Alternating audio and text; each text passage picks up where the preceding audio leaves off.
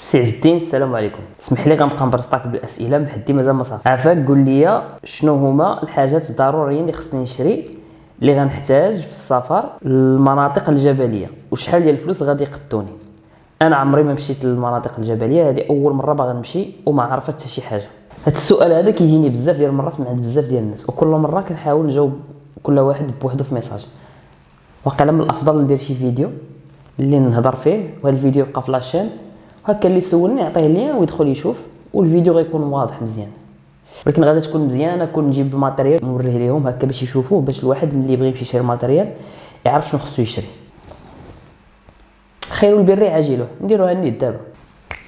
اولا مزيان ملي الناس ولا كيجيهم هذا التساؤل قبل ما يمشيو المسارات الجبليه وقبل ما يدخلوا في واحد رحله مشي جبلي وسط الطبيعه الجبليه، لانه الجبل والظروف الجويه ديال المناطق الجبليه كتعرف واحد التغيرات كبيره وبعض المرات كتكون صعيبه علينا. فاذا ما كناش موجدين ليها في ليكيبمون مزيان فراه ممكن الخرجه ديالنا للجبل بلاصه ما تكون واحد الحاجه زوينه تحول لكابوس. والحاجه الاساسيه اللي كتوفر لنا في الجبل واحد الحمايه هو اللباس اللي كنلبسو والمعدات الجبليه. فهاد الفيديو هذا غنحاول نهضر على لو مينيموم ديال الماتيريال اللي خص يكون عندنا باش نمشيو للجبل. فكنقول هنا لو مينيموم ماشي كلشي اللي خص يكون عندنا. وعرفتي علاش كنقول المينيموم؟ لانه الماتيريال ديال لي غوندوني شويه مكلف وبالتالي ماشي كلشي عنده القدره انه في الاول يكون عنده ماتيريال ديال كلشي. وانا شخصيا ولا اي واحد مثلا ملي كيبدا في العالم ديال الرياضات الجبليه كتبدا تاخذ في الاول داكشي الاساسي ومن بعد يعني كتبقى شويه بشويه كتطور في الماتيريال ديالك حتى من بعد كيولي عندك واحد الماتيريال بلو بروفيسيونيل مع الوقت. اول حاجه غادي ندوي عليها واللي تقريبا اليوم الغالبيه ولا عارفه هو سيستيم دو 3 كوش. السيستيم دو 3 كوش بخلاصه كيخلينا في الجبل اننا نتمشاو مرتاحين حتى الا كانت الشتاء ولا كان البرد ما كنحسوش براسنا راه حنا فينا البرد و ميم طون ما كتزمتش. فكندويو على الكوش الاولى اللي كتكون منها اللحم اللي نورمالمون خاصها تكون بحال هذا واحد التيشيرت سواء نصكم او لكم. الاهم فيه هو انه ما يكونش قطن وهذه سطروا عليها بزاف، ما تكونش قطن خصو يكون سانتيتيك او افضل خيار هو الصوف ديال الميرينو ولكن كيكون شويه غالي. اما بحال هادو موجودين ومتوفرين والثمن ديالهم راه رخيص يقدر يبدا من 30 درهم وانت طالع.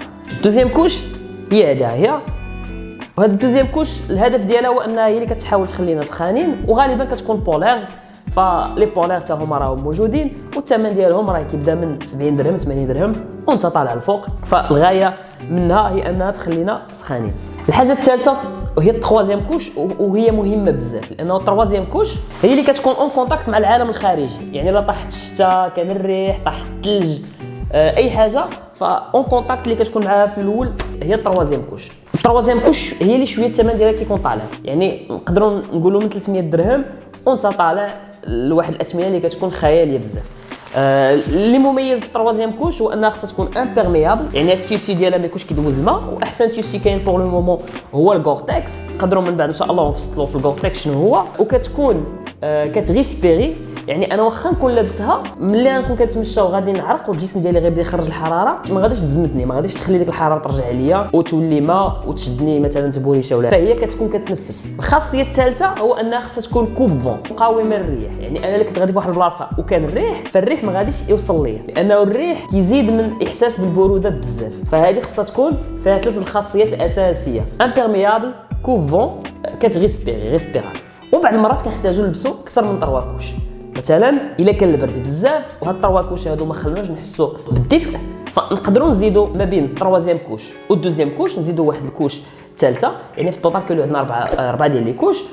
ومن بعد يعني الواحد يقدر مثلا يشري واحد الدودون اللي كيخليك سخون بزاف تلبسو تحت من التروازيام كوش. وكاين واحد الحاجه اخرى اللي انا كنعتبرها مهمه وخصها ديما تكون في الصاك ما كنحيدوهاش من الصاك هو البونشو. البونشو كيف ما كتشوفوا هو داك اللي كنلبسوه من الفوق كاع باش ملي كتكون الشتا بزاف بلاصه مثلا ما نبقاو معولين غير على التروازيام كوش كنحيدوا البونشو من الصاك كنجبدوه. هو غالبا تيكون صغير تيكون خفيف حتى الثمن ديالو رخيص، تقدر تاخذه من 40 درهم وانت طالع، يعني ما تيكونش غالي. كيكون هو غير من البلاستيك كتلبسوه غير الوقيته اللي كتكون كطيح الشتا. البونشو ما خصكش تلبسو على طول الوقت لانه ما كتكونش فيه الخاصيه ديال لا ريسبيراسيون، ما كيتنفسش. ما نشريش دوك لي بونشو ديال الصياده اللي كيكون مسدود حتى لهنا كيكون مسدود كامل. فالبونشو خاصو يكون ديما محلول من الجناب ديالو. انا نحل لكم تشوفوه كيف ما كتشوفوا. البونشو هو هذا الجناب ديالو كيكونوا مهويين. كاين هاد السكراتش هادي اللي كتسد بها، واللي مزيان في البونشو هو انه تيغطي لك حتى لتحت حتى لجهه ركابيك، ويقدر يغطي لك حتى الساكادو ديالك الا ما كانش الساكادو ديالك عندك الكوفر ديال الشتا في الساك. بالنسبه للفوق، بالنسبه للراس ديالنا، فالا كنت غنمشي لواحد البلاصه اللي فيها البرد فخصني ندي معايا البوني طاكيه، اما الا غنمشي لواحد البلاصه اللي هي فيها الشمس وفيها الحراره فكندير كاسكيطه، اولا كندي معايا داك الشال ديال الصحراوه وكنحمي به راسي من الشمس. حاجه اخرى اللي هي مهمه وخصها تكون عندك في الماتيريال الاول هما النظارات، لانه في المناطق الجبليه اللي كنمشيو كنطلعوا في ارتفاع، وكل ما كنطلعوا في ارتفاع فالاشعه الشمسيه لي الترافيولي كيكونوا مجهدين بزاف ويقدروا ياثروا لنا على عينينا، واكثر الوقيته اللي كتكون الثلج طايح بزاف لانه الغفله ديال الضوء كيولي مجهد بزاف ويقدر فريمون يسبب لنا اضرار بالغه للعين ديالنا. ملي نبغيو نشريو نظاظر غتمشيو غتلقاو الصنف 3 والصنف 4. من الافضل ناخذ الكاتيجوري 4 كتكون الحمايه ديالها افضل. حاجه اخرى اللي هي اساسيه وما خصهاش تخطى الصاك ديالكم من اول خرجه جبليه لكم هي لا لومب فرونطال. لا لومب فرونطال خصها ديما تكون في الصاك، واخا انك انت مثلا غتخرج الصباح وعارف انك غترجع قبل ما يطيح الظلام، ديما خلي لا لومب فرونطال عندك في الصاك ديالك، تقدر تحتاجها ضروري. وهنا كنقول لومب فرونطال وما تنقولش لا طورش، ما تنقولش البيل اللي كنشد بيدي، لانه يديا في الجبل ديما خصها تكون ليبر. حاجه اخرى ثاني هما الليغات ملي كنمشيو للجبل اكثريه في الوقيته ديال البرد وديال الثلج، فراه الا ما كانوش عندي ليغات لا يسخنوا لي يديا كفايه راه ما غاديش نقدر انني نخرج نتمشى في داك الجو البارد، لانه يديا نحس بهم كيتقطعوا وغادي يعذبوني بزاف. فالليغات ضروريين، وبطبيعه الحال الا كانوا امبيرميابل وكانوا دو كاليتي فغيكون مزيان. الليغات انا كنقول من الحوايج اللي الواحد خصو انفيستي فيهم، لانه الناس اللي مجربين كتطلع للجبل وكتلقى الريح بزاف اولا كتلقى الثلج بزاف ولا البروده بزاف، فراه ما كانش عندك ليغات مزيانين او يفزقوا لك الليغات تاعك ما كانوش امبيرميابل، فراه يديك كيكون واحد الالم فظيع، وبالتالي كتولي مبرزط غير مع يدك، ما كتبقاش كاع قادر انك تستمتع بالاجواء اللي فيها، وما كتبقاش الكونسونطراسيون كتمشي لك والتركيز كيمشي لك. فالليغات مهمين يكونوا عندك مزيانين. حاجه اخرى اللي هي اساسيه هو السروال الغوندوني. السروال الغوندوني وماشي سروال ديال الجين اولا سروال الكاتما، لانه السروال الغوندوني لا الطريقه باش نصايب اولا الثوب ديالو كيكون مقاوم لدوك الاحتكاكات مع الحجار ومع داكشي، والفصاله باش نصايب كيخليك مرتاح في المشي ديالك ما كيزيرش عليك. الجين ما كيليقش في الجبل. الساك دو كوشاج فراه مهم يكون عندك، وراه ديجا درنا فيديو اللي كيشرح بالتفصيل كيفاش تقدر تختار الساك دو كوشاج اللي غيناسبك انت انطلاقا من الخرجات اللي كدير نتايا.